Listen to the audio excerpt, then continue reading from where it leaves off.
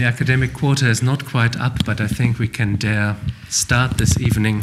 An evening I am thrilled to announce because our guest tonight is Jonathan Israel, and any of you who have any interest in philosophy at all, specifically the philosophy of the Enlightenment, will not need an introduction to Jonathan Israel.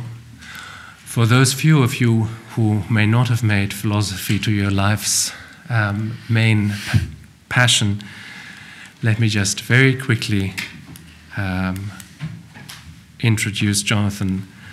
Just to say, because there's so much to say, Jonathan Israel works and teaches at the Institute of Advanced Studies in Princeton, and he has become a household name among philosophers and history of philosophy by writing an enormous 3-volume, 3,000-page history of the Enlightenment, which has put up enormous heckles in the academic community because Jonathan Israel traces much of the core of the Enlightenment back to Spinoza.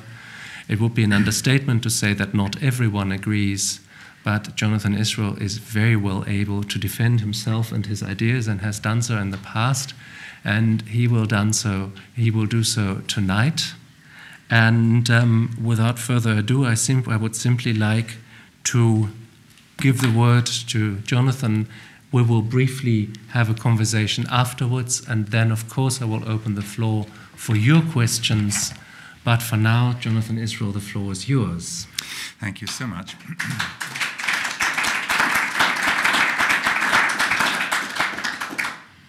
Well, I'm very glad to be here this evening in front of all of you. I appreciate very, very much Philipp's remarks, and I especially appreciate the audience. Such a serious and learned and intense-looking audience. It's different from what I'm used to in Princeton, I have to say. And that is something very, very much valued by me. My title for this evening, The Enlightenment That Failed, Radical Enlightenment and the Challenge of Modernity, I want to try, if I can, to combine some history with a few remarks about why the revolution was defeated. Was it completely defeated, and what relevance does the story of its defeat have for our problems and our difficulties in the world today? I think I would begin just by reading a bit of text that I prepared for this, and when I get sufficiently fired up, I tend to throw it behind the shoulder. I'll probably forget my text and spend most of the time just talking more freely once they get really into the rhythm of it. But let me begin by saying that looking from the vantage point of the early 19th century, when committed enlighteners looking back on the history of the Enlightenment from the perspective, let's say, of the 1820s, tended to agree that the Enlightenment as a broad program of social, political, and educational amelioration had failed so far. And after the initial success of the American Revolution, which practically everybody saw as a great success, despite the fact that it had failed to achieve certain things that many people had expected or hoped that it would achieve in the 1770s and 80s, after 1783, the Enlightenment had, in its political and social outcome, had met with nothing but setbacks and reverses.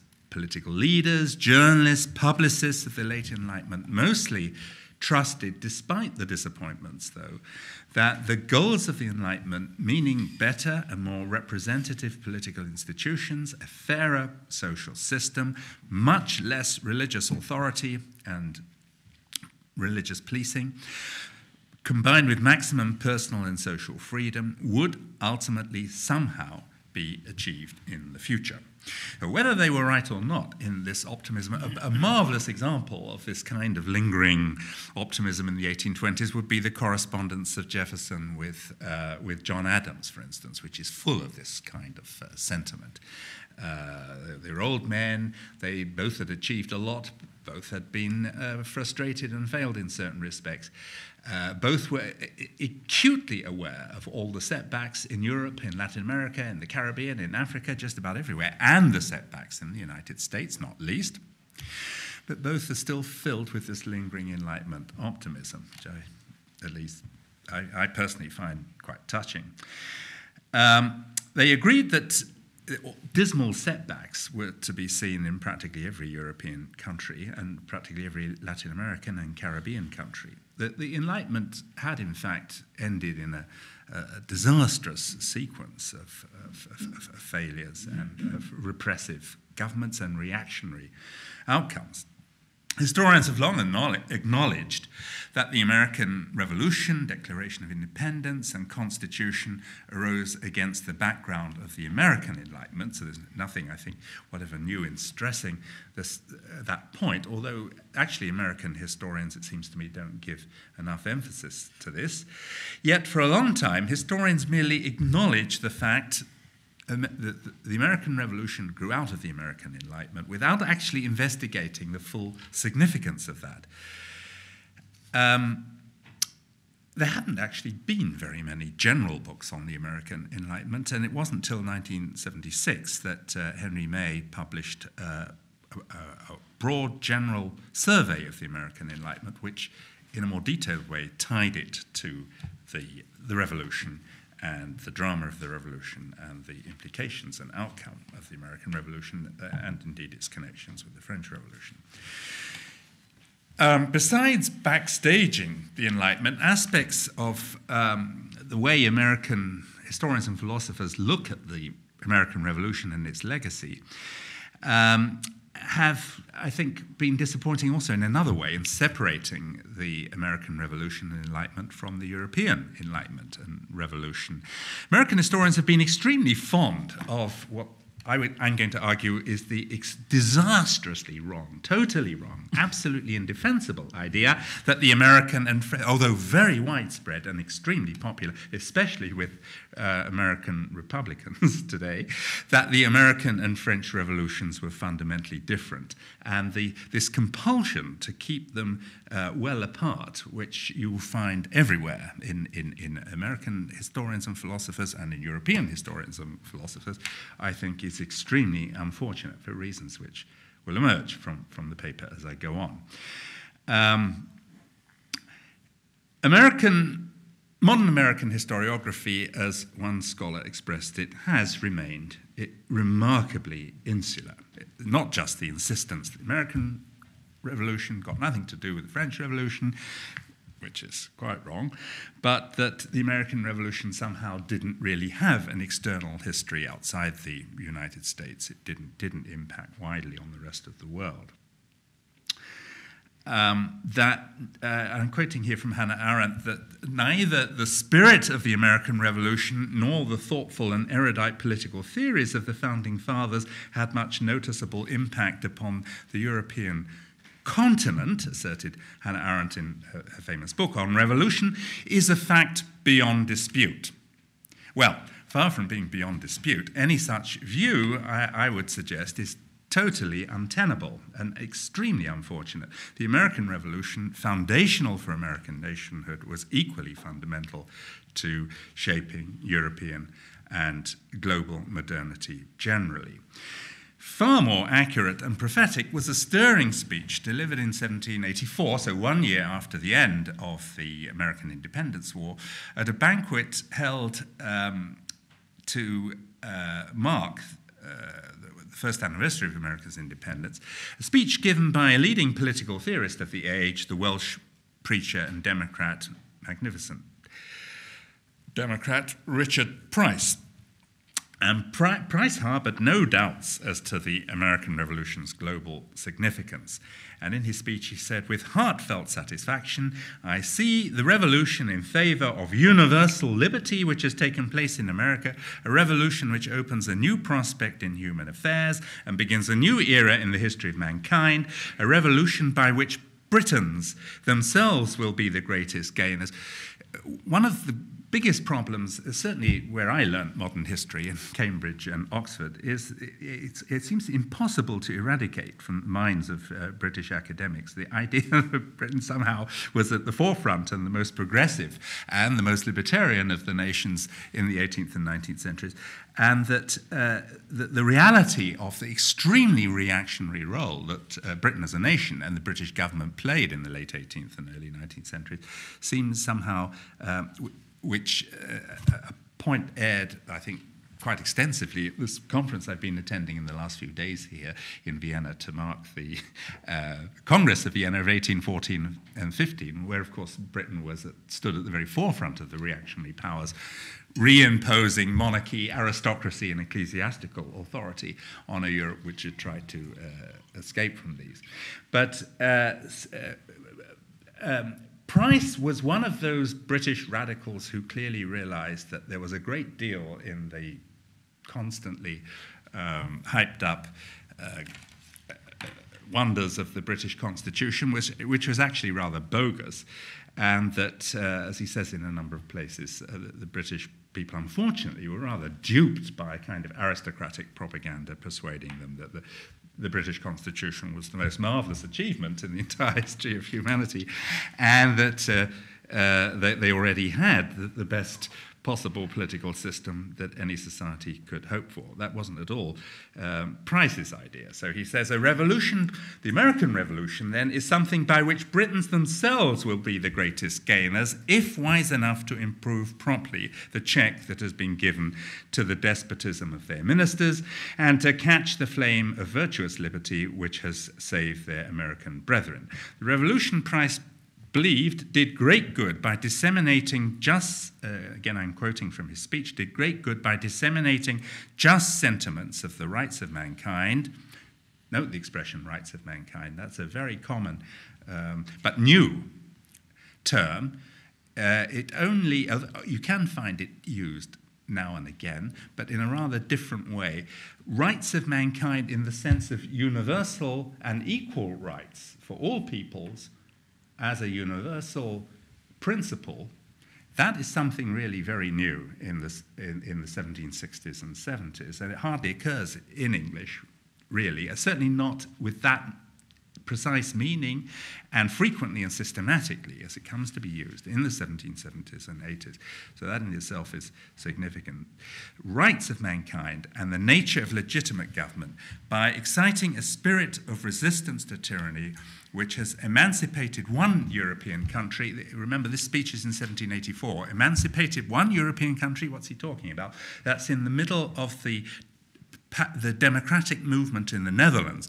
In Holland, you have the first of the modern European democratic political movements, where, of course, Holland had been a republic ever since 1578, but a very aristocratic, oligarchic republic with the stadtholder standing at the head of it. So it was a republic based on the principle of elitism. And there's no real democratic, certainly in an ideological sense, no systematic attempt to oppose this or argue for a different principle, a democratic principle, as being the true path for the Dutch Republic to follow. You don't find that until the 1780s.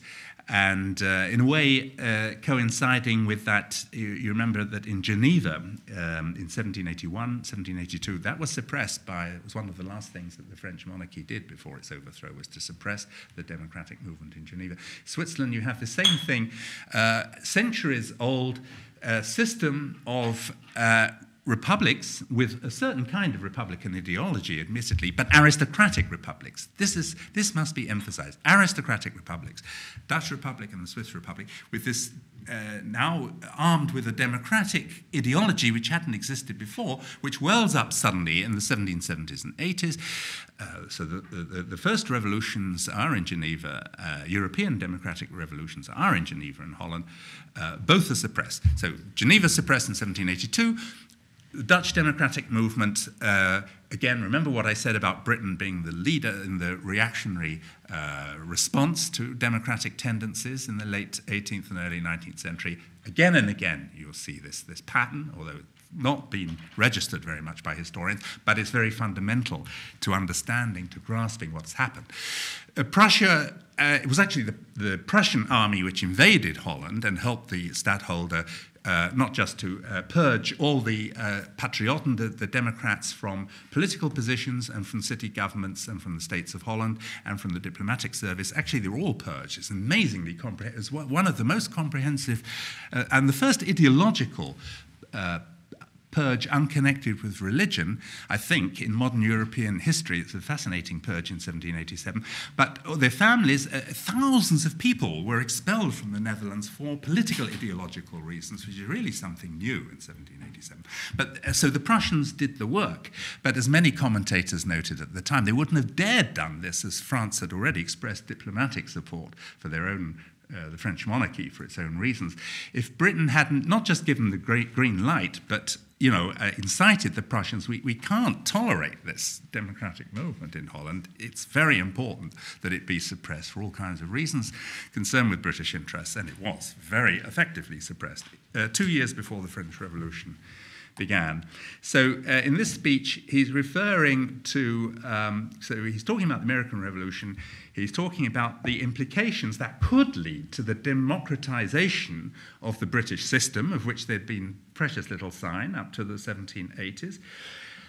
Remember, this is something British historians are always reluctant to, except for David Cannadine, who wrote that wonderful book on the decline of the British aristocracy. But with the exception of David Cannadine, British historians have been amazingly reluctant to tell the public that this was perhaps the most aristocratic society in the whole of Europe. It was utterly dominated by the aristocracy in every respect. The British political system, actually right down to the early 20th century, and this has been always greatly played down. It's one of the most unsatisfactory features of the way modern history has been written about.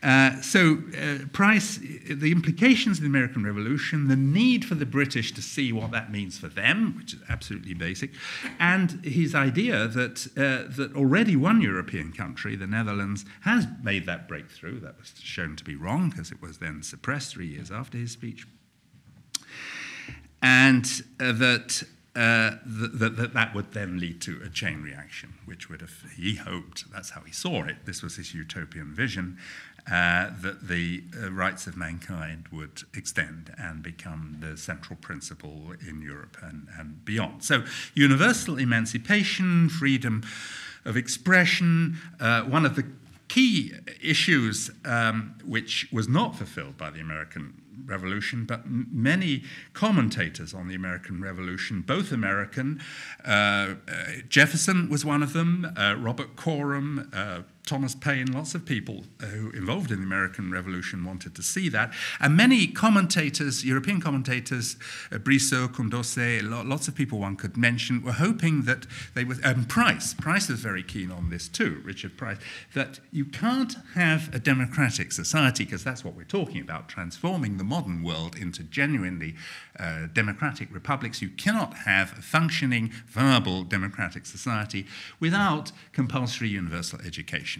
If the children are not taught not just to read and write, that's essential, not just for their occupations and for work, but to be able to read newspapers and to understand what's going on in the political forum and to participate through debate and discussion of the news, to be able to, on that level, participate in politics.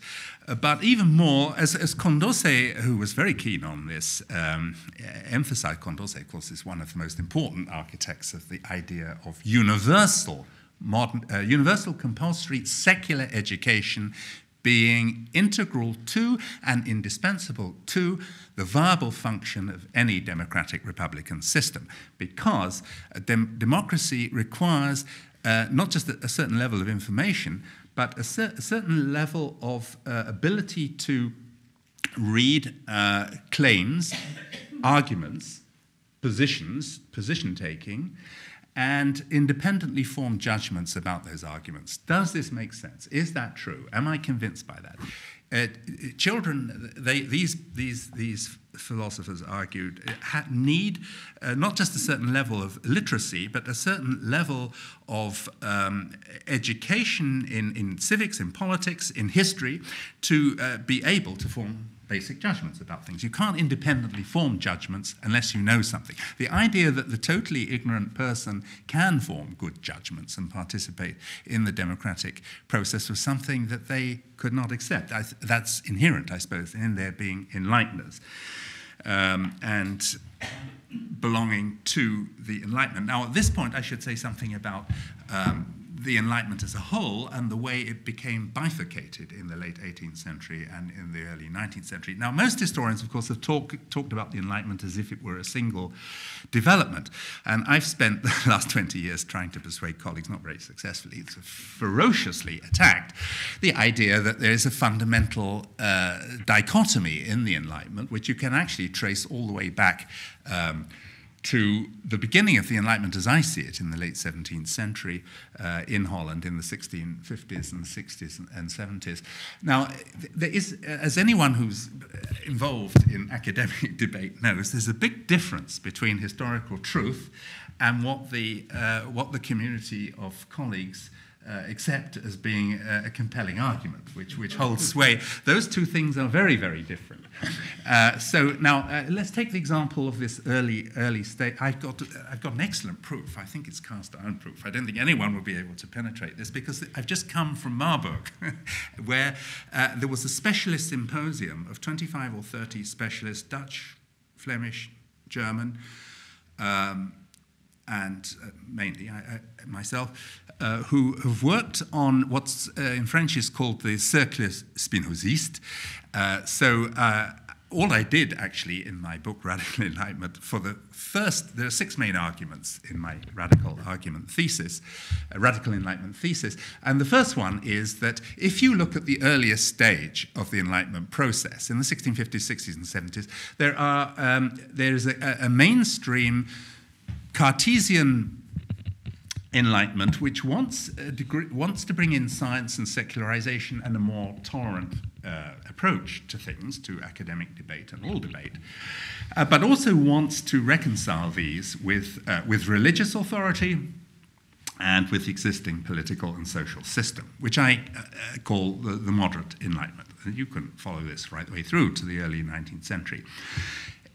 In opposition to this was an underground, which began with Franciscus van den Enden, which a very interesting thinker, who seemed to me very important because he combined two things. He was actually Spinoza's Latin teacher, but he combined the attack on religious authority with saying that the best form of government is democracy, and the common good, or the common benefit as he called it, is best protected. And the interests of everyone are best protected if government understands the common good as treating the interests of every individual as being equal. Now, it's this coalition of two key points: rejecting religious authority as the key to legal and social and the moral order on the one hand, and on the other hand, the idea that a democratic system which treats the pursuit of happiness of each individual as being an equal entity. That seems to me at the crux. That is the Radical Enlightenment. That's there in the 1660s. There's no evidence that van den Enden thought like this before this group formed in the 1660s.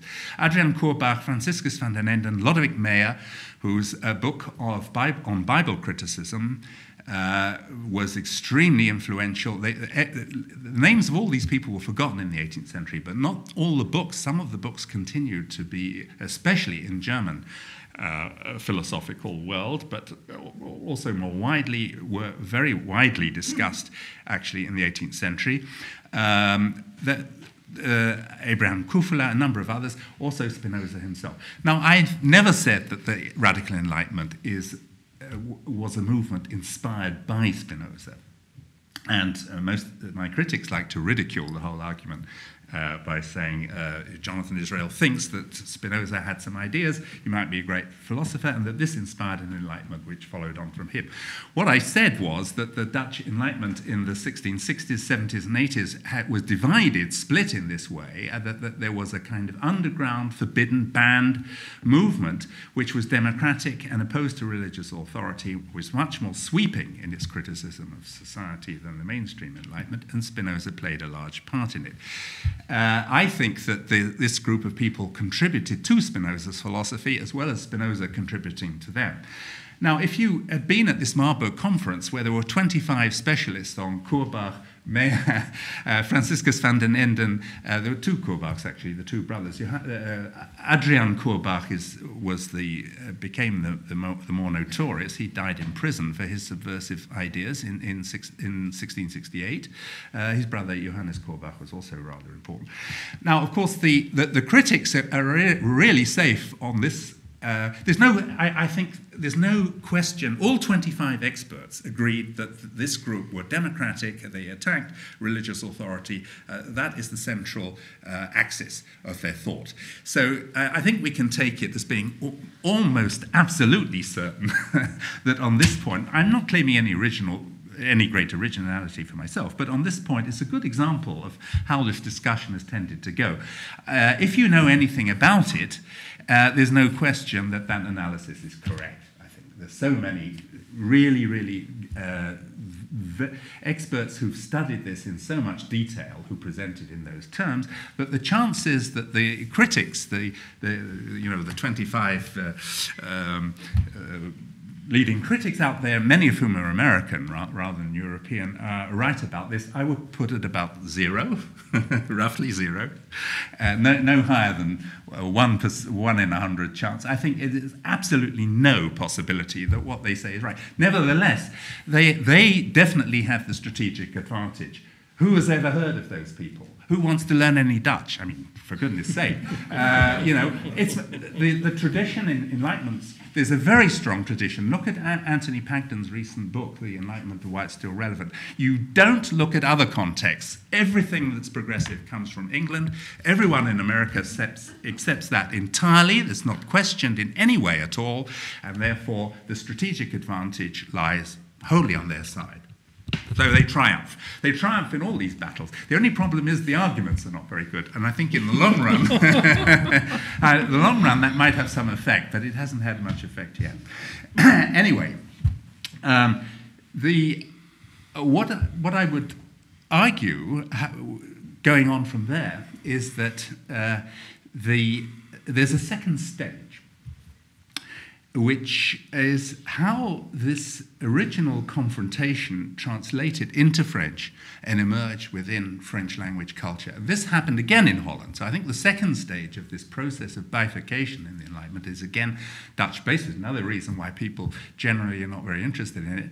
But of course, most of the Huguenot intelligentsia, including Pierre Bayle, who's one of the greatest intellectual figures in Europe, of course, at the end of the 17th century and beginning of the 18th century, settled in Holland. There's a very intensive debate there. What I argued was that Bayle, although he's usually presented as a skeptic, in the latest expert analysis, and it seems to me that Antin McKenna, who teaches at Saint Etienne in France, and Gianluca Mori, an Italian expert on Bayle, whose book, Bayle Philosophe, by the way, if anyone is interested in this second stage, let's say, the radical Enlightenment, that's a wonderful book, which you'll find, I think, very compelling. But a lot of lesser figures, members of the Huguenot diaspora, writing in French, many of them writing manuscripts because the ideas expressed in them were simply too bold and too daring to be published. I think most people here will have heard of the notorious clandestine philosophical manuscript, the Traité des Trois Imposteurs. That was one of the, it seems to have been written in the 1670s.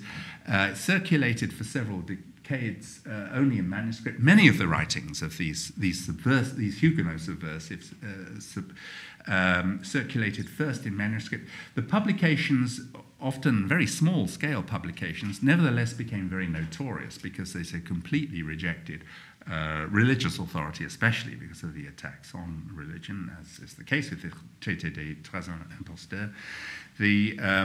But a lot of that book, which is perhaps was the most notorious of them, shows very strongly the influence and the momentum of not of Spinoza's philosophy as such, but as a kind of fabricated mishmash of bits taken from Spinoza, also from other places, from Hobbes and so on. But the Spinozist element is the most dominant, and sometimes in a rather debased form, and sharpened very often as well, becoming much more combative.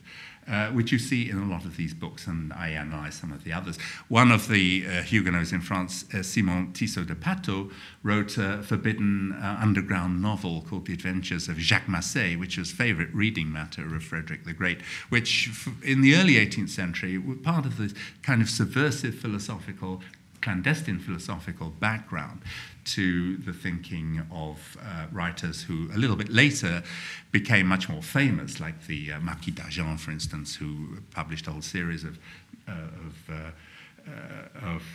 what purported to be volumes of letters between by Chinamen and Middle Eastern Jews and others visiting Europe and commenting on the peculiarities of the Europeans in an extremely subversive way, where again you see these subversive religiously, subversive politically, and so on. Well, that second stage again shows the prominence of the Dutch background. Then there's a third stage in which I looked at the emergence of the encyclopédie, and Diderot and his colleagues work on this, and the way the campaign against the encyclopédie, the summons for it to be banned in France, the way it gathered momentum in the 1750s. It was finally banned after a certain amount of hesitation by the French crown in 1759. But what's interesting about this is it wasn't, although it's true that the French Catholic Church took the lead in the campaign against the encyclopédie and wanted it to be banned, especially the Jesuits. Nevertheless, what is interesting is that I don't think that would have been enough. There was a much wider constituency, including a large part of the Enlightenment itself. Famous Swiss Enlighteners, Albrecht von Haller, for instance, was many other Enlighteners in other parts of Europe were agreed that that there's a lot of hidden subversion. It's much more hostile to religion and to monarchy than it looks. It looks fairly innocent on the surface, but often tucked into articles where you might not expect it. One of the attacks on the encyclopedia making this point, which I think is correct, there is a great deal of both religious and political subversion, a kind of crypto-republicanism, as well as crypto-secularism, attacking the idea that society should be guided by religious authority is very strong in them. But it is often masked. This, of course, Diderot was something of a specialist at this and prided himself on his great skill in steering it through. And in the end, actually with great boldness, because he was deserted by almost everybody who thought he was taking big risks and was likely to find his way back into prison. He'd been in prison once already. But in fact, it was very cleverly done. I remember one of the critics with great indignation saying that the worst bits are in the most unexpected places. And you're reading, he cites, for instance, the article on Ethiopians, which is absolute dynamite, but you might not expect the article on Ethiopians to be dynamite, but it is. And there are many other articles where this subversion is very evident. So that's a kind of third stage.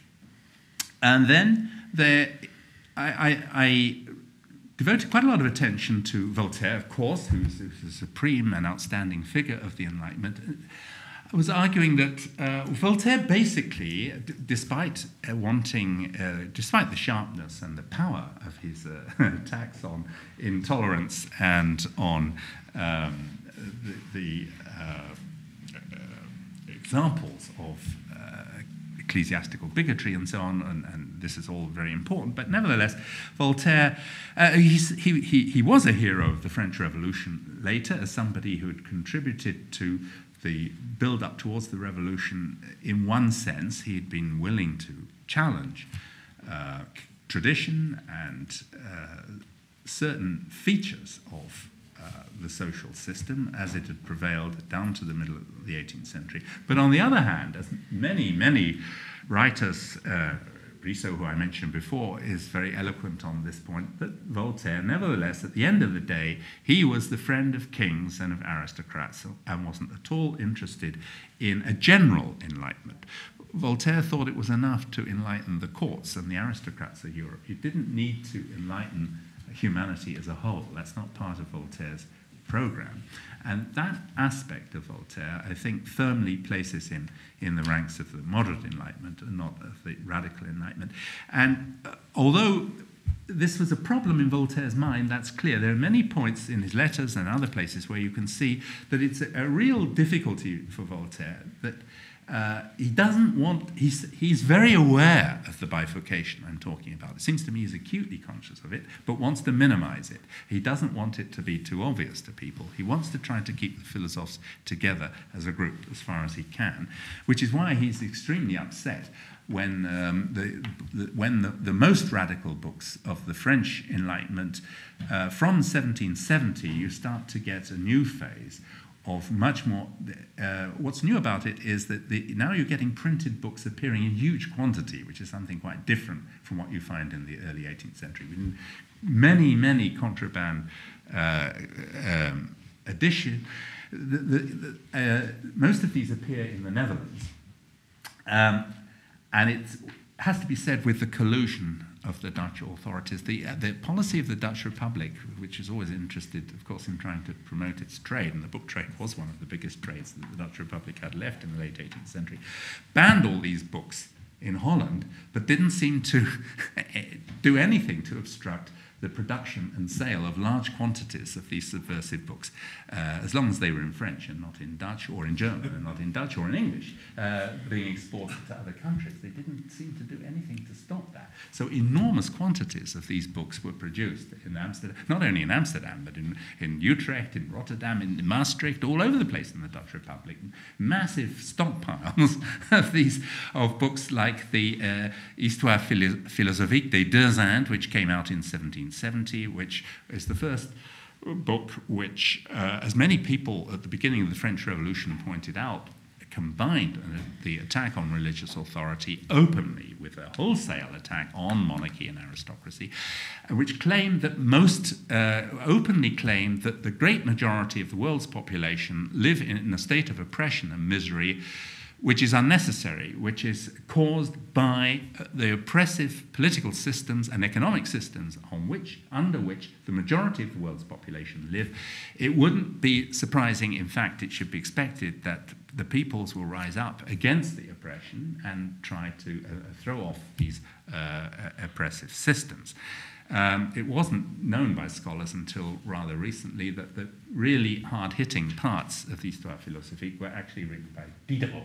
That has now been firmly established. He wrote about 1/3 of the total text. The first edition came out in 6 volumes, a pretty big book. Which there were many editions. There were also in translation. There were dozens of editions in French. I don't think anyone knows the precise number, at least 50 down to the 1790s. There were 20 editions of it in English, several editions in German. There were even published editions in Spanish. And I've tried to, I'm not sure whether there was one in Italian, and I've been told there was one in Polish, and I found that difficult to check. But anyway, there was a Dutch version as well, tremendously widely diffused. Of course, D'Holbach's Système de la Nature appeared in 1770, and the political books of D'Holbach, the Système Social and the Politique Naturelle, 1773, these are very clear examples of total rejection of religious authority being firmly and systematically combined with attacking monarchy and aristocracy, with a strong crypto-republican tendency, which historians haven't brought out strongly enough. Now, according to me, this feeds in, this is the essential background of the French Revolution, and I've argued that the French Revolution is really, if looked at from a philosophical, ideological point of view, is really three revolutions. So very strong in the early stages, there's a moderate revolution which venerates Montesquieu, which likes division of powers, rather like John Adams and many figures in the American Revolution, thinks the British Constitution is indeed the greatest thing ever achieved in the history of humanity, which quite a lot of the more conservative founding fathers in America thought also. And this is the way to, if you want a republic run by an aristocratic elite which firmly blocks democracy, that's the way to do it. You need something like the British Constitution of the late 18th century. That's the perfect formula for an aristocratic republic which prevents any kind of move towards democracy. And that's that French Revolution, that's the French Revolution of Mounier, of Lally-Tollendal, of Malouet, of the Abbé Maury. And Lafayette is rather, in the early stages, he assured his friends, he was very, very friendly with Condorcet at the time, and Jefferson, that he was a Republican too, and wanted that he didn't sympathize with those people. He's on the side of Brissot, and Condorcet is a Republican as well. But, you know, Lafayette had this, he was trying always to bridge the two. He made very important political efforts, actually, to bridge the moderate Enlightenment ideology in the French Revolution with the radical Enlightened tendency. Some of those meetings are in Jefferson's own house whilst he was ambassador of the United States in Paris during 1789. Extremely interesting. But in the end, Lafayette, after kind of trying to mediate between the two ideologies, by 1791, aligns with the moderate Enlightenment within the French Revolution, which is why when the, what in German is called the Zweite Revolution, the August 1792 uprising, which finally eliminated the monarchy within the French Revolution, Lafayette was one of those that had to flee from France and left the country. His policy had collapsed. So he's a kind of in-between case. So you have a moderate Enlightenment French Revolution, you have a radical Enlightenment French Revolution. I think from an ideological, philosophical point of view, there is no real basis on which you could bridge them or reconcile them.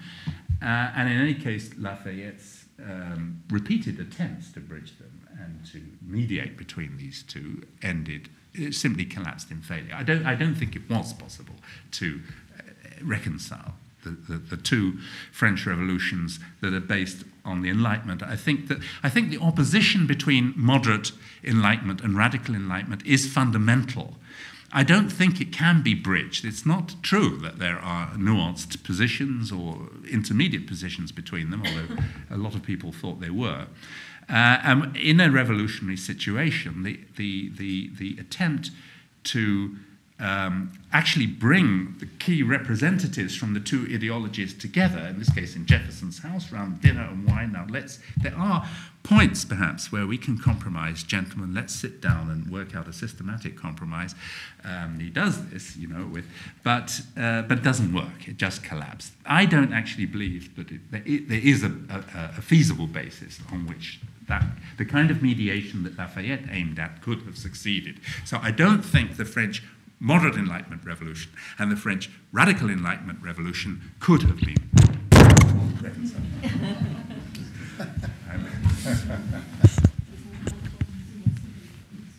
Do talk on. I will just play the electrician here. Wir müssen das nur taktvoll weiter wegstellen. Nicht zu nah zu ihm hinstellen. Er gestikuliert. Now, of course, there was a third, unfortunately, for an awful lot of people I've mentioned already. There was, of course, a third French Revolution, which was much nastier and was neither interested in moderate enlightenment nor in radical enlightenment. You first see this appearing with Marin and his paper L'Ami du Peuple, and it's not very important, it has to be said, before 1792, but by early 1792, it's starting to gain ground and become a major factor. This is the French Revolution that says, now, enough of all that philosophy. The ordinary person isn't being given enough respect and enough regard. Of course, it was greatly assisted by the deterioration in economic circumstances and the bread shortages and so on, which played a large role in the revolution, no question about it. And it helped what I will call, the Third Revolution is a revolution of authoritarian populists, extremely intolerant, proto-fascistic in certain respects, especially on their insistence, the idea that what we want is the supremacy of the ordinary person. The ordinary is what counts. We want one of the disputes with some of the philosophers during the revolution in the newspapers, there was a marvelous episode where they of course love that aspect of Rousseau which is oppositional to the other philosophers and which stresses the purity and innocence and the moral superiority of the ordinary person who's not been corrupted. They kind of debase that and use that as the basis of their ideology.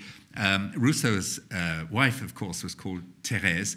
Thérèse couldn't read, she couldn't write, she couldn't tell the time, she couldn't count the change when she went to the bread shop to buy a loaf of bread. Thérèse didn't know anything, but Thérèse is a very superior kind of person precisely because of her ordinariness. And what those people are guilty of is that with their philosophy anti-Thérésienne, this is a great slogan by 17, philosophy anti-Thérésienne, they pretend that they're supporting the common interest and the volonté générale, but they're actually another bunch of aristocrats because they're setting themselves up above the Theresas of this world. It's a very interesting kind of discourse that develops around this. And the idea that if you're really ordinary, there's only one way of thinking, correct way of thinking that's really ordinary. So anyone who disagrees should not only be silenced, but completely eliminated. It's extremely intolerant, this kind of populist authoritarianism. And of course, I'm not saying the Montagnard dictatorship was a group dictatorship. Robespierre was not a personal dictator. After they come to power through a coup d'etat, it has to be said, not through any electoral process in June, or even any genuine crowd process. That's not true, although French Revolution historians have often presented it as the will of the crowds in Paris. That's a big distortion. It's a coup d'etat organized by a small group of people using cannon and arms and so on, which are pre-planned use of force in this coup d'etat. They come to power, but it's a group dictatorship, and I don't think all of them are steeped in this way of thinking in the way that the Robespierre's group and the Hébertists are. I think that especially the Dantonist element, people like Desmoulins and so on, have a much more genuine democratic republican approach, which is, in fact, when they were eliminated by Robespierre later, that's exactly what they're accused of, that these people are really crypto-Bressotins. They think like those philosophers. They're actually radical Enlightenment people, so to the guillotine with them, all of them. And of course, this group are so intolerant that they insist on executing everybody that gets in their way, and French historians are so reluctant to tell us the full extent of their intolerance and the corruption, because they're extremely corrupt as well, that many aspects of this have been either understated or even hidden, which I find quite reprehensible. A lot of what one finds, especially in some French socialist and Marxist accounts of the revolution, tend to whitewash a lot of this in a way which is not very edifying, I think it has to be said.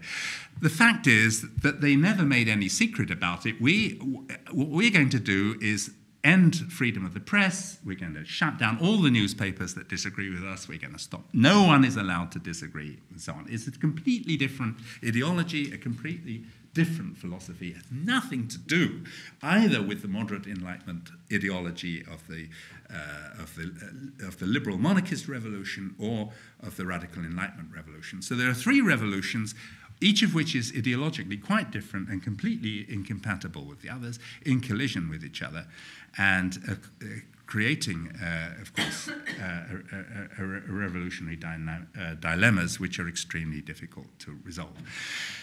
Now, I see I've spent a little bit longer than I really wanted on that aspect of things. So let me go back now to the early 19th century, and especially to trying to formulate a few comments about the relevance of this to later periods and to where we are now. As the democratic republicans began to lose their grip on power in the early months of 1792, and you get some rather pessimistic comments by, for instance, this great figure, Condorcet, who, remember, was the not just an important philosopher, but was the man who wrote the world's first democratic constitution, which he drew up in. He was the chairman of the Constitutional Committee of the National Assembly, and although he was assisted by, it was a committee of 9, but most of the constitution was actually written by him, and it's a tremendous achievement in itself.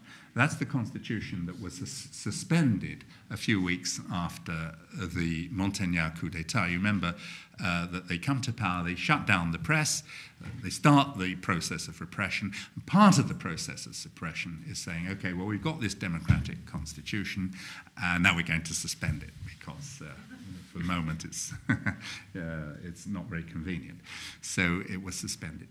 And by Robespierre, who gives a marvelous speech explaining why, since you have to stop anyone disagreeing with him, it's not enough to shut down the newspapers, you have to suspend the constitution as well.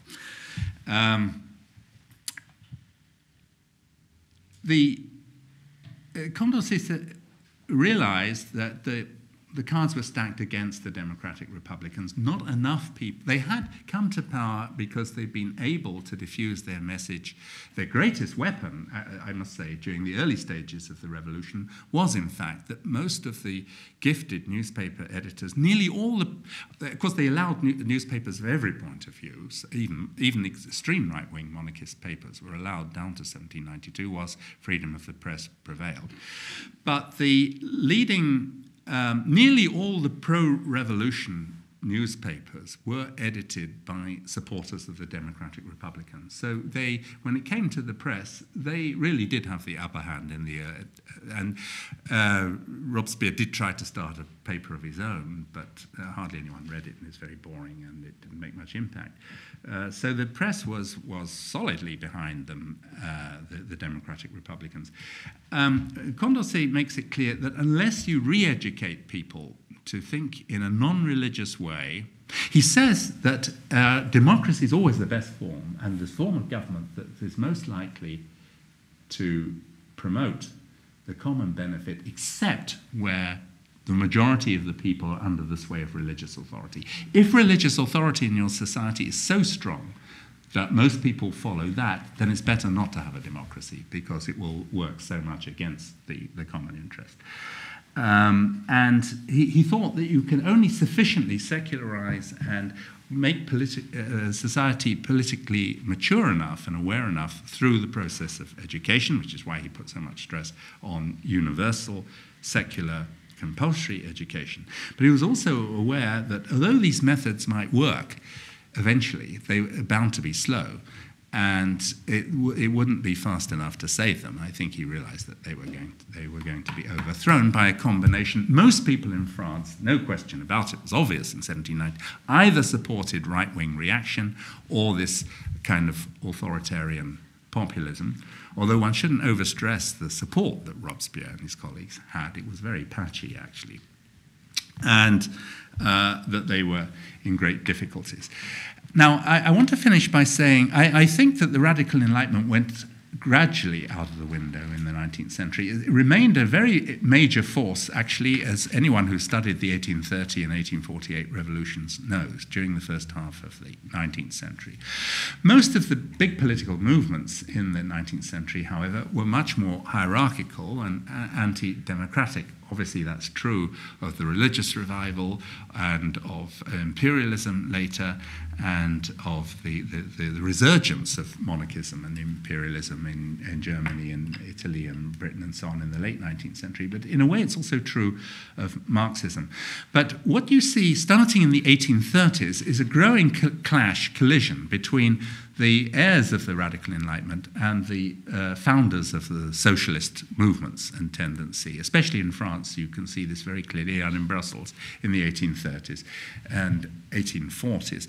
So there is a deep, in the oppositional circles to the dominant system in Europe, or the dominant world order restored by the Congress of Vienna, there's a growing split between those who think that most of the world's population live in miserable circumstances under oppression because the economic system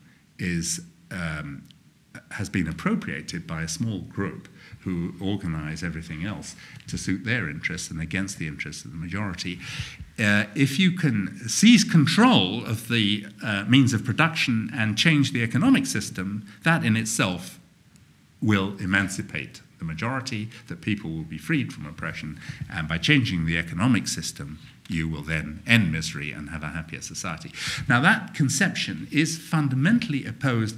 The essence of the radical Enlightenment conception is the same starting point. Most people in the world live in miserable circumstances under oppression, but the oppression is the vested interest that placed people under oppression, which for Diderot d'Holbach is basically an alliance of kings with priests and aristocrats,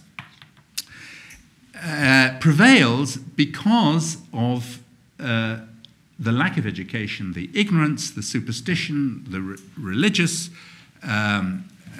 fanaticism, as they would put it, of the bulk of the population. And you can't free people from their miserable circumstances or oppression. You can't have a better or happier society unless you can somehow free people from their ignorance, their suppression, and their subservience to religious authority. So that you can only do by enlightening society as a whole. So it's not gaining control of the economic system.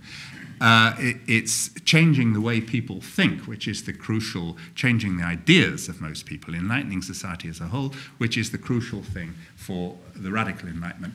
Now, this doesn't mean, of course, as you can see, if you read Condorcet or Brissot, they were well aware of the need to modify the economic system. They wanted economic changes. Brissot was very hostile to bankers, for instance. They thought that all sorts of modifications were needed. But that doesn't mean, but you have to,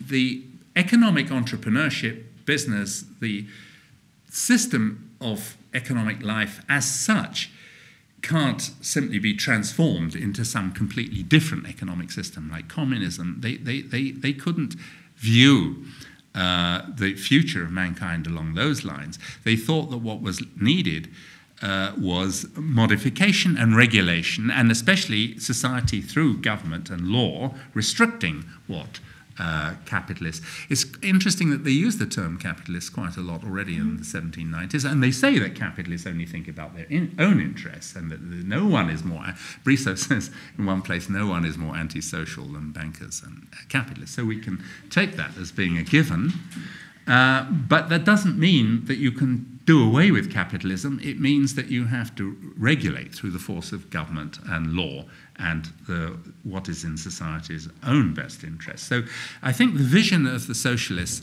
and the vision of the radical Enlightenment were different, and it's fascinating how this is reflected in contrasting histories of the Great French Revolution. If you read Louis Blanc's history of the French Revolution, you'll see that he tries to whitewash Robespierre, as a number of the other socialists do, whereas in the tradition of Lamartine or all sorts of writers on the French Revolution who are more in this radical Enlightenment tradition, they see rather the Brissotins as their heroes and Robespierre and his friends as great rascals. I see that it's 10 past. I think it's still under an hour, but perhaps I'd better stop at that point. Otherwise, I'll be in danger of going on for too long. Developing some of the points about the relevance of all this to our present situation will perhaps come out in the discussion anyway. What do you think? Is that a good point to let's stop? try to do that together. Yes. Let us try to develop those points together. Jonathan, one point, yes.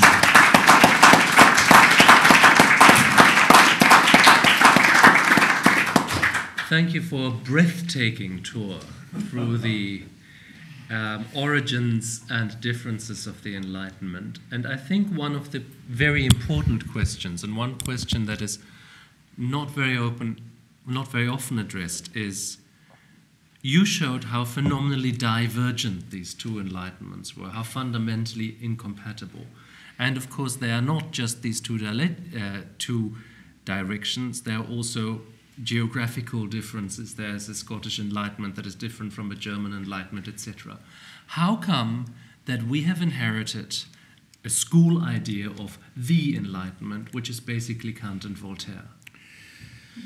Yeah, how do these canons become fixed? Well, obviously it is in some way a product of 19th and 20th century censoring, refining, thinning, but also selecting for us what we should regard as the significant aspects of the Enlightenment and concealing or masking, as you yourself have indicated, I think, quite clearly in your writing on the 18th century and on Diderot and D'Holbach and their friends, that there are important aspects of the Enlightenment which have been, as it were, almost deliberately or selectively downplayed or masked through the 19th and 20th centuries. So the education systems of the late 19th century and of the 20th century approved of some aspects of the Enlightenment and didn't approve of others and tended to, I think, downplay the atheism, materialism, and the sexual emancipation, as you've shown more clearly than anyone, are very important features of the radical Enlightenment, but they're not features that governments, through their education ministries and through universities, wanted either students or secondary school children to learn much about, or anything about, very often. And so they've been, as it were, backstaged in a rather systematic way. I have a personal suspicion, that Enlightenment starts out as this teaching of freedom and universality, and it becomes very quickly narrowed to an idea of rationality, discipline, and duty, which is fantastic for a powerful ruling bourgeoisie who can say, we are the rational part, the other ones need to be disciplined and dutiful. Do you see a political interest in this narrowing down of the different enlightenments to one rationalist deist enlightenment that becomes a means of control? I think the motives behind this perhaps partly unconscious and partly conscious tendency to censor the way we think of the Enlightenment through the educational process is partly motivated actually by religious criteria, and is I don't know whether I would use the term bourgeois to describe it, but it does seem to me in an important way an anti-democratic tendency. I think, for instance, the United States is a particularly good example of this.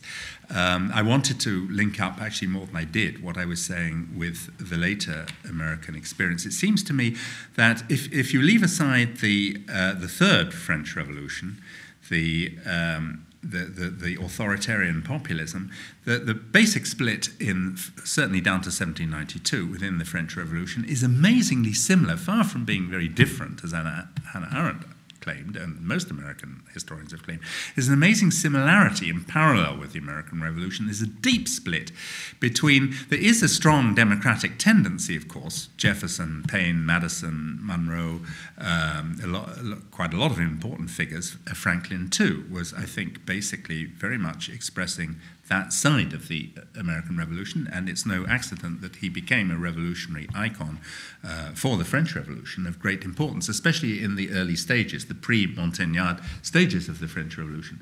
But equally strong within the United States, we have to concede, there's a completely different view, which is extremely Anglophile and says that British have the right idea. What you need is a restricted system, which is anti-democratic, which is really an aristocratic system. John Adams is very keen on aristocracy. He just doesn't. What he doesn't like is an excessively formalized aristocracy of titles. But it should be an aristocracy. That's been realized in the United States to a large extent. Exactly. Yes. I think that you could make a reasonable argument for the fact that the United States are the last Western aristocratic state in existence, where powerful families wield real power over society. I think I agree with you. And I think that this other American Revolution, I think Hamilton, Gouverneur Morris, lots of people, John Jay, that we'll put in that camp, who were very active and important figures within the American Revolution, were anti-democrats, and for them, excluding not just the participation, but the interests of most people, and not although actually Morris was a bit of an exception when it came to the slavery issue. He was very opposed to slavery, but in general they were not too bothered about the slavery question either. But what they wanted to secure was an aristocratic system that was greatly admired by those liberals. I hate the term which most historians of the 19th century are still attached to. It seems to me one of the most misleading and confusing tendencies is to talk about liberalism in the 19th century, which doesn't get you anywhere. I mean, what kind of liberalism are you talking about? And it can be very anti-democratic, although there were also among radical liberals. Is John Stuart Mill a liberal? I don't know, but he's a radical, and who's interested in the common good and the rights of all and universalizing the interests of all. What about Guizot? What kind of liberal is him? He thought George Washington was great. Why is George Washington was a hero for Guizot? If you read his book Against Constant Democracy, or whatever it's called, you will see that Washington is a hero because Washington would never think of appointing anyone who wasn't a gentleman as an officer in his army, or giving him a political position or a diplomatic position in the American government. So it's this anti-democratic tendency, which is very strong in the American Revolution, which was admired by anti-democratic liberals in Europe in the 19th century. So I think that actually we have to see a certain parallelism of the American and French revolutions, not a sharp opposition, which is the usual way of presenting the situation. Before I open the floor, let me ask you one question that brings us up to date today, which is the simple question: the Enlightenment, however it was constructed, that rationalist, deist Enlightenment, has been subjected to withering criticism, and in part very justified criticism, throughout the 20th century. At the same time, we are now living at a point in history where most of our debates in our societies turn around core values of the Enlightenment. Yes. Personal dignity, personal liberty, the contradiction between liberty and the necessary control, yes, etc. Universal education and also universal and equal human rights. Well, That's yes, and equal human rights in societies with privatized education and very equal, yes, especially in England. And refugees coming to Europe through the Mediterranean. I mean, wherever we look, we touch the core questions of the Enlightenment. How can that be reconciled with the fact that the ideas of the Enlightenment have been so severely tainted throughout the 20th century? Well, it's true that philosophically there's been a tremendous onslaught on the revolution in the 20th century. When one thinks of Adorno, Horkheimer, Foucault, and so on, and the whole postmodernist tendency, it has been a very strong attack. I find it, in a way, rather mysterious because it seems to me that it reflects a certain divorce between philosophy and history. It sounds powerful and plausible as philosophy when you read it as philosophy, but its great weakness is it doesn't seem to be anchored very firmly in historical reality. One is almost tempted to accuse these. I'm not in any way wanting to downplay either their eloquence or their influence as philosophers, which is very great. But it does seem to me that there seems to be a level of historical ignorance underlying what they do. They were tremendously bad historians. They really thought the Enlightenment very was bad Kant. historians. And if you dismantle Kant, you have dismantled the Enlightenment. Well, and they did not see the multiplicity of ideas and discussions and tendencies. Well, there were others like Cassira and Peter Gay, who, of course, thought that they were interpreting Kant in a very unjust and wrong way, and that they were being extremely unfair to this narrowed down version of the Enlightenment which you described. But I think, yes, that's essentially it. I think part of the problem is that we just haven't sufficiently, or there have been cultural processes at work which have discouraged a sufficiently broad awareness of what the Enlightenment actually was. It's very interesting, if you look at 19th century English in encyclopedias, the Encyclopedia Britannica, for instance, and look up a definition of Enlightenment, you see that there is a very strong hostility to it. And especially in the English-speaking world, and a strong awareness that it may be something that certain continentals needed, particularly if there was too much Catholic fanaticism around.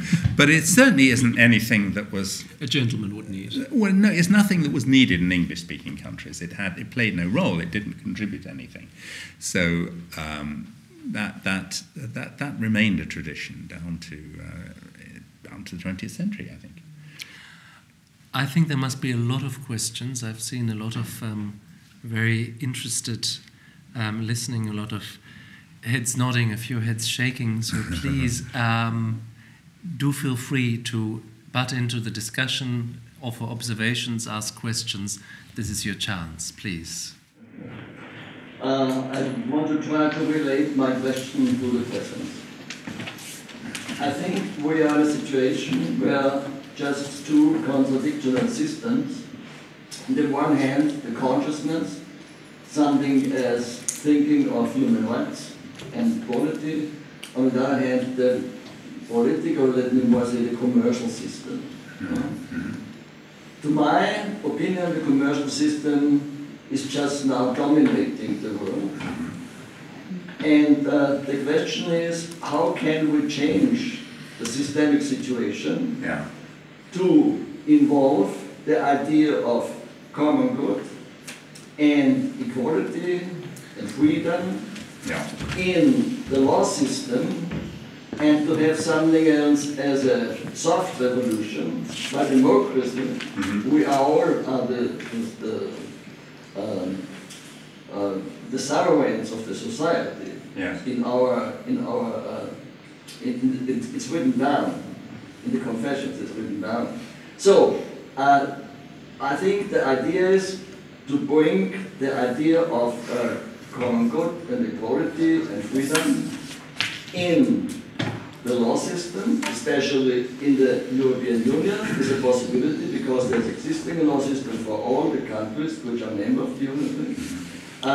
We just prepared a project in this direction with something else as a European citizen initiative, self-authorized, of course, because you didn't get the agreement of the Commission. We didn't get the agreement of the Commission also the anti-did initiative. It was forbidden. So we wouldn't get it for this. But the idea is to make something else as a self-authorized initiative and asking in a change of the highest principle, the neoliberal principle, against the principle like something that was Enlightenment.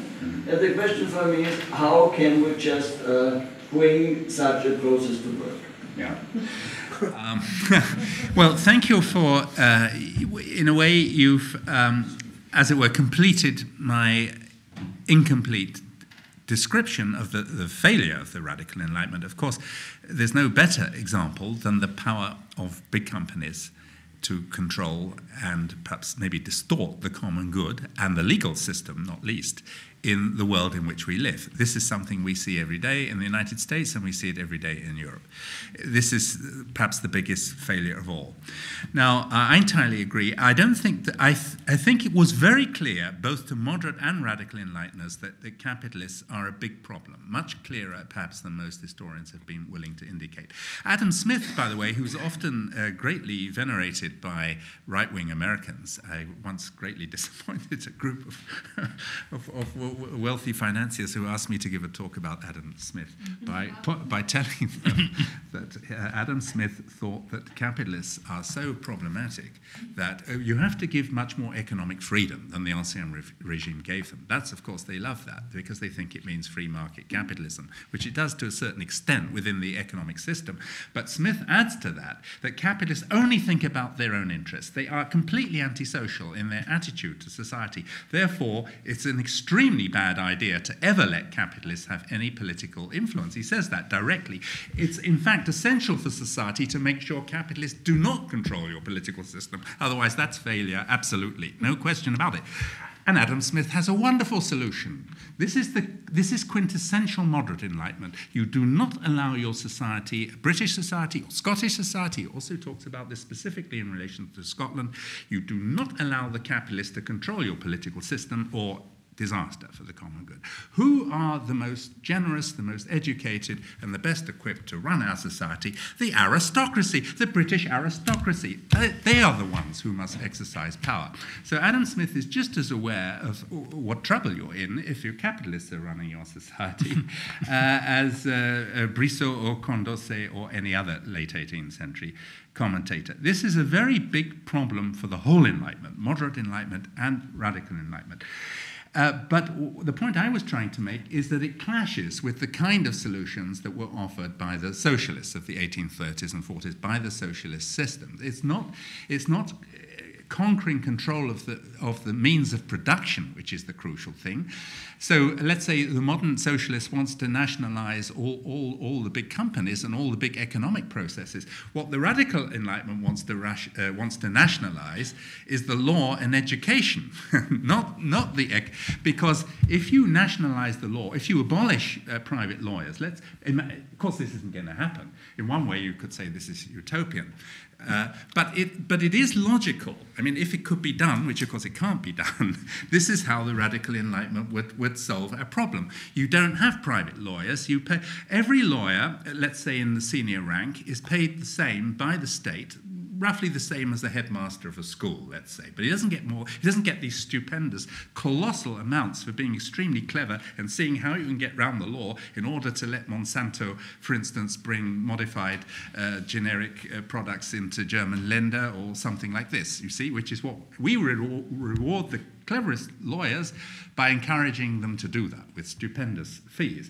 No, you nationalize the law. The law is there to serve the common interest and the common good. Everyone should have equal access to it, and all lawyers get the same salaries, perhaps with different levels, and the most senior ones earn the same as a competent headmaster of a school. Isn't that a wonderful idea? There would be an enormous benefit to the whole of society. With the same fees, standard fees fixed by the government, not by law firms, for all the legal services that any of us require. Well, of course, we all think that's wonderful. Everybody here probably agrees that this would greatly improve our society, only it's not going to happen, even the lawyers in the unfortunately. room. Yes. Only it isn't going to happen. So I'm very pessimistic about these things, but it doesn't mean that in purely theoretical terms, it doesn't mean that these radical Enlightenment solutions don't make sense or are not logical. I think they're quite compelling. Professor Sturz. Two rather different questions. The first one is the following. You spoke of two enlightenments, but you spoke of three French revolutions. Yes. Now, I think there is a connection between the modern, as you write in your recent book, and the conclusion, which I feel. Yeah. You have a connection between the modern Enlightenment and what you call the revolution of the moderate Enlightenment, constitutional monarchism, invoking Montesquieu, etc., etc. You also have a connection between the radical Enlightenment and the democratic Republican Revolution, of which I think the major saint is Condorcet, really. During the revolution. It is quite clear that your personal sympathies are very much with the second, not only with the radical Enlightenment, but also with the democratic Republican Revolution of La Philosophie, as you say, very. And then there's the third revolution, where you say in your book very powerfully, an authoritarian populism prefiguring modern fascism. I mean, that's quite something. Connect very directly Robespierre, the late Robespierre, and modern fascism. Now, I would be interested very much so in the ideological origins in the Enlightenment, or let us say rather in the 18th century, of this authoritarian populism. Now, of course, the name of Rousseau is very much on my mind, I think also perhaps on your mind, as I see in some parts of your book. You point, of course, to the fact that Rousseau, to the ambiguity of Rousseau, that next to the democratic Rousseau of the general will, there's also the Rousseau who admitted, looking to Roman history, that dictatorship at certain points might be imperative and important. There's also the fact, which has been pointed out by François Furet in an article on Rousseau, The French Revolution, that there's a certain amount of Plutarch in Rousseau, the role of the législateur, comme fondateur des sociétés. So the ambiguity of Rousseau is a point which is intriguing and important, and perhaps you could say some words on this point. May I add my second question, which is a wholly different one, by the way, which goes into modern time, present day times. I'm a little bit sorry, if I may say so, that you didn't really spend more time on the French Declaration of the Rights of Man, the Citizen, and their admittedly, generally admitted, very great impact on world history and its connection with the Universal Declaration of the Rights of Man of 1948 of the United Nations, and on the general development of what has been called by an American historian the rights talk of not only the Western world, but I think also in many respects going beyond that, the rights talk connected with the entrenchments of human rights in many constitutional and international documents, the constitutionalization of human rights, which is almost a worldwide phenomenon, the entrenchment of the protection of human rights, even in the international courts, I think of the European Court of Human Rights in Strasbourg, etc., etc. My last sentence, I'm really finished now, my last sentence is, there is an interesting, almost paradox between the continuation since the end of World War II of the entrenchment of human rights on the one hand, and the philosophical relativism, which you briefly referred to, the philosophy of the last decades, which particularly coming out of France, Lyotard, Derrida, but which has gone very much also into the United States, I think of Rorty and others. There certainly is a cleavage, not a pattern, there's a cleavage between increasing philosophical relativism and the persistence of the legal and also in public opinion, the continuing entrenchment of human rights as an enduring value. Perhaps you could comment on this cleavage too. No, I agree entirely with your comments in the second part of your intervention. I do think that the Declaration of Rights of Man, of the Citizen in 1789 was one of the most important achievements of the French Revolution.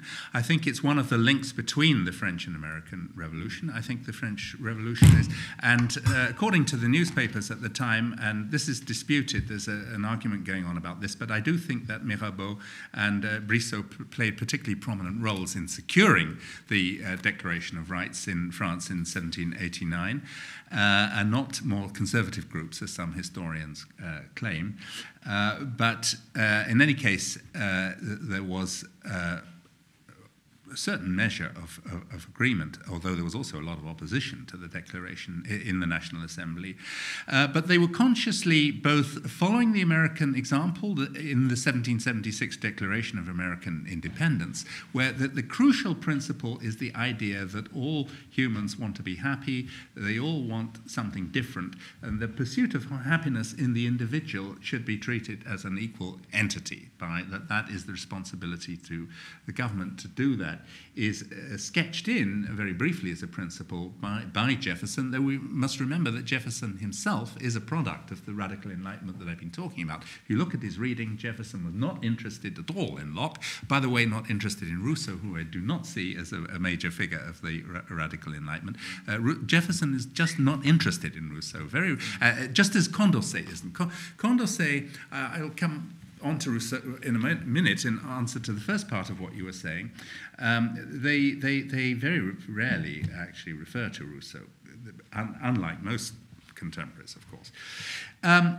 Clearly, it's well known, I think, that the United Nations Declaration of the Rights of Man in 1948, that the French colleagues played a large part in the formulation, that they were thinking back to 1789, as well as to the American Declaration of Independence, is very relevant to this process.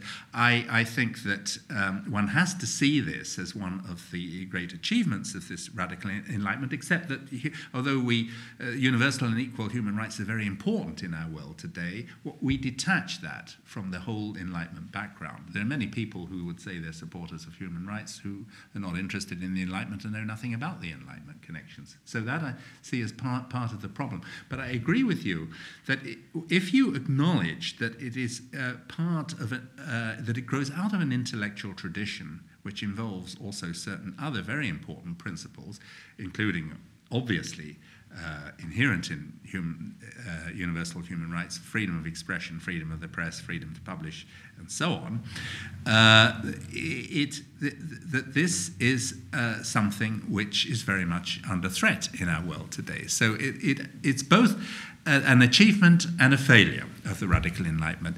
But it does imply, and I think that's a great difference between radical Enlightenment and the relativistic philosophies of the 20th century, that they did believe that there was not just a universal system of rights and it would improve society if we adopted that for everyone, but that this is part of a universal truth about humanity and society and philosophy. That there is, it's, if you like, the anchor of a universal moral order, a secular universal moral order with which they wanted, which would benefit everyone equally and which would replace the moral order created by religion. So this opens up a very profound cleavage, I think, philosophically, between this radical Enlightenment way of thinking and 20th century relativism. So I quite entirely agree about that gulf. And they did have, perhaps philosophically that's hard to defend today, I don't know, this not just a universalism but an absolutism, that if you don't accept these values there's something wrong with your thinking, which a lot of people would resent and which would reject. A Danish colleague who I respect very much did this in a letter to me the other day when he was commenting. I'd mentioned it's apparently inscribed in gold letters over the entrance to Uppsala University, though I haven't seen this myself in Sweden. The leading Swedish radical enlightener of the late 18th century, who was a poet and Spinozist, a man called Thomas Torelt, said once, and they wrote this over the entrance to Uppsala University Library, I'm afraid my Swedish isn't very good, so I've forgotten the Swedish words, but translated into English, he said, to think freely is great, but to think rightly is greater. Now, now that implies an absolutism. That exactly captures this absolutism in radical Enlightenment universalism, which is indeed at odds with the relativism of so much 20th century philosophy. That's absolutely right. And but I think it is so interesting, this point, because the relativism of much of 20th century philosophy relies on a very absolutist way of seeing human rights and human dignity, which is in a way a contradiction of this relativism, that it then musters against structures. I think that is a fascinating point. Jonathan, listening to you there... We didn't get on to Rousseau. No, I wanted to nudge you on to Rousseau, because listening to you there, I was wondering whether it might be simplification, but perhaps not an oversimplification, to say that the three phases of the French Revolution roughly follow Montesquieu, perhaps D'Holbach, and then Rousseau. And that with Rousseau is actually, he is an anti-enlightener, actually, at heart. And I would argue you can read Le Contrat Social as a blueprint for Stalinism.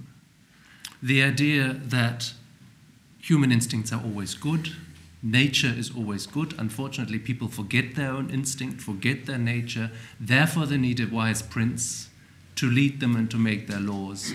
And the wise prince needs to have a state religion because they have to believe in something. He needs a secret police because he needs what they actually believe. He needs censorship because they mustn't be exposed to ideas that are not for them. And if people are perverse enough to really betray this system, then they must be either exiled or executed. That is Stalinism, essentially. That comes out of Rousseau's view. So I think it's perhaps not an over-exaggeration to link it to later fascist developments. But do you think these phases, do you think these inspiring philosophers, there's anything in it, or is that just too much simplification? Well, it is a little simplified, if I may say so. But I think I basically agree with you, but I do think that Rousseau is a very complicated case. I think that Rousseau was a very big problem for a Jefferson or a radical enlightener like Jefferson or Condorcet, precisely because he had an overwhelming impact on the world of his time. And it was impossible. So everyone, especially, let's say, the wider reading culture of the time, was so steeped in Rousseau that it wasn't a good idea to attack Rousseau, for instance, in print. That's a sure way to marginalize yourself. And I think this is why Condorcet, for instance, who obviously has got no respect for Rousseau's ideas whatsoever, his solution to this problem is that he never mentions Rousseau. I found in the whole of Condorcet's writing, there are only one or two references, both of which seem to me very sarcastic. Obviously, Rousseau was of no importance whatsoever, except as a hell of a nuisance to Condorcet. But he was a hell of a nuisance. He was a mountain, and I think there's a lot in Rousseau, and there was a lot for all parties in the revolution, including the extreme right counter-enlightenment, which had a very big following. When we speak of the three ideologies within the revolution, but there are four ideologies in revolutionary France, because counter-enlightenment, a kind of religious monarchism which rejected all constitutionalism and the revolution in every respect, was extremely powerful. There's no question about this. It's very, very powerful, not just in the Vendée and in Brittany and other places which rebelled against the revolution in France, but throughout France. In Paris too, there was this counter-enlightenment religious monarchism was extremely powerful. So there were four very strong. It may easily have been the strongest. I'm inclined to think, certainly brilliant times. Amongst the common people, it was the strongest, certainly in many regions at certain moments of the revolution. It was a very powerful ideology. So we've got four players, really, that are very powerful ideologies. All of them see a lot in Rousseau, but also there are other aspects of Rousseau which are problematic for each of these four ideologies. He's the most eloquent, if you like, of the philosophers, but also the most self-contradictory and divergent in a number of respects. I agree with, I wouldn't go as far as Philipp, who put it very strongly, if I may say so, but I basically agree with what you say, except that it is possibly more complicated than that, and I think a lot more complicated, or a lot more complicated than that. And I do think it's absolutely true to say that Robespierre in particular, but the Montaigne in general, sees on certain aspects of Rousseau which are particularly useful from a authoritarian counter-enlightenment point of view. I particularly would stress here the doctrine of dictatorship, very important. That's aired a lot by Marat and Robespierre. Marat says we should cut off a lot more whilst he's still in opposition, and his l'ami du peuple is treated with some scornful condescension by most other revolutionaries. He wants to cut off a lot more heads. We should be much more intolerant, etc., etc. But what we really need is a dictator. Why are we putting up with all this discussion and these different points of view and all these newspapers saying different things? We need a dictator, and the most honest and incorruptible person around is Robespierre. That dictator should be Robespierre. Marat is already saying that in 1790, a long time before this third ideology have any real importance in the revolution. So the doctrine of dictatorship, the indivisibility of Rousseau's general will is the general will, volonté générale, or the common benefit, is a very diffuse doctrine. It's a serious error to imagine that Rousseau introduces this. It's actually Diderot who's the first to use it in French in the Encyclopédie. It's used a lot by Diderot, by D'Holbach, Helvetius, Volney, Condorcet. Lots of radical enlighteners use this term. It's used in a slightly different way by Rousseau, for whom it is more kind of, it doesn't represent